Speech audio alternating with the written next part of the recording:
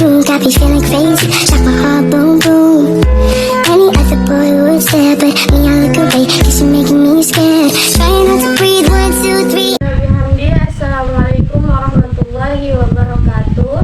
Waalaikumsalam warahmatullahi wabarakatuh. Baiklah, sebelum kita memulai pelajaran kita pada hari ini, marilah kita sama-sama berdoa, yaitu membaca sholawatul Qiyadain. Bismillahirrahmanirrahim. Allahumma inna nas'aluka bika an tusalliya wa tusallima ala sayyidina Muhammadin wa ala sairil anbiya'i wal mursalin wa ala alihi wa sahbihi ajma'in wa an tu'ammirana batal watani wa batal banadiri furu'ihima ila yaumiddin wa an tansurana wa taftah alaina wa tarzuqana wa tahfazana wa taghfir lana wa li jami'il muslimin ya Allah ya Hayyu ya Qayyum la ilaha illa anta.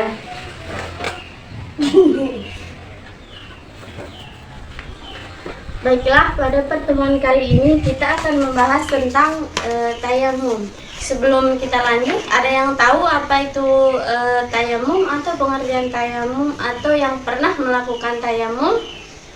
Tidak tahu. Baiklah, pertama-tama kita akan membahas tentang pengertian tayamum. Nah, apa itu tayamum? Tayamum adalah menggunakan debu yang suci untuk menggantikan wudhu atau mandi besar. Jadi apabila tidak ada air, maka salah satu yang harus digunakan adalah tayamum, yaitu menggunakan debu yang suci. Oke, baiklah, di sini saya akan menjelaskan syarat-syarat tayamum. Apa sih syarat-syarat diperbolehkannya kita untuk tayamum? Yang pertama adalah tentunya tidak ada air. Nah, tidak adanya air ini menyebabkan kita harus bertayamum.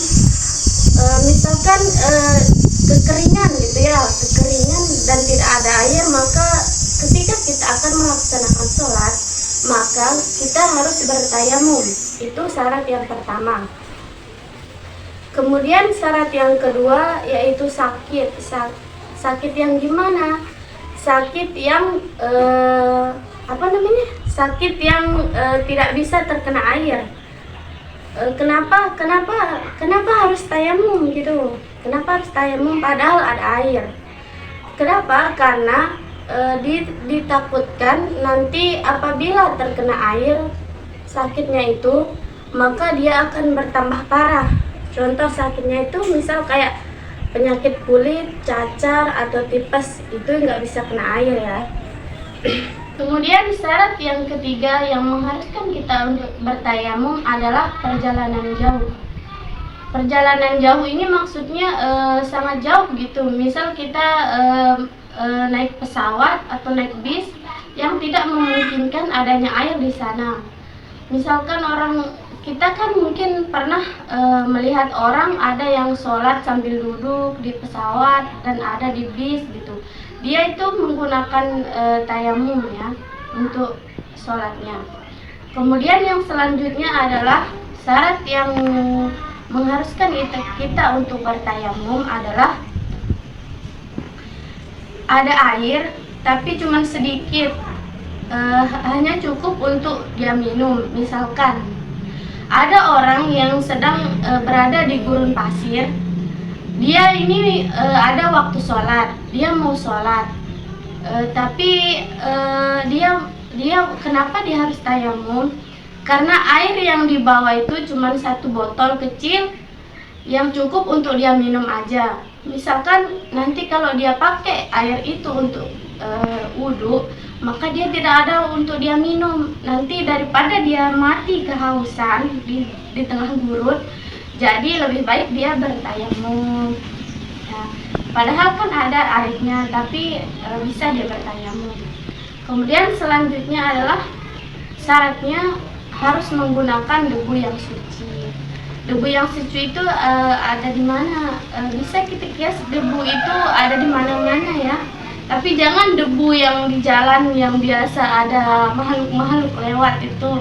Misal debu itu bisa ada di tembok, di pintu, di kaca jendela. Pokoknya di mana-mana, di kayu juga ada. Kemudian yang selanjutnya adalah yang terakhir, maksudnya waktu sholat. Nah, tayamum itu harus dilakukan saat waktu sholat sudah masuk. Nah, itu adalah syarat-syarat tayamum. Kemudian selanjutnya adalah rukun tayamum. Rukun tayamum yang pertama adalah niat. Ya, kita tahu apapun segala sesuatu yang kita lakukan itu harus berdasarkan niat, harus didahului niat. Kemudian ada yang tahu niat tayamum? Baiklah, di sini saya akan membacakan niat tayamum. Dengarkan ya, baik-baik. Bismillahirrahmanirrahim. Nawaitu tayammuma listibahati shalah fardhan lillahi ta'ala. Artinya, aku berniat bertayamum untuk melaksanakan salat fardu karena Allah Ta'ala. Kemudian rukun selanjutnya adalah mengusap muka dan kedua tangan. Ya, itu adalah rukun-rukun tayamum. Cuman itu ya, mungkin ada yang perlu ditanyakan. Saya. Ya, Di mana tempat kita memasang niat ketika bertayamum? Apakah sebelum membasuh wajah atau setelah pas basuh wajah? Oke, baiklah. Kita di sini saya akan menjawab. Kita apa namanya? Enggak, kita meniatkan saat tayamum itu kita membaca niat itu saat kita menaruh tangan kita di debu. Misalkan tak gitu, di situ saya berniat baru basuh. Nah, itu aja. Mungkin ada yang lain? Oke, baiklah, mungkin cuman itu. Semoga adik-adik semua dapat memahami materi kita pada siang hari ini. Mungkin hanya itu dari saya. Sekian, wassalamualaikum warahmatullahi wabarakatuh. Waalaikumsalam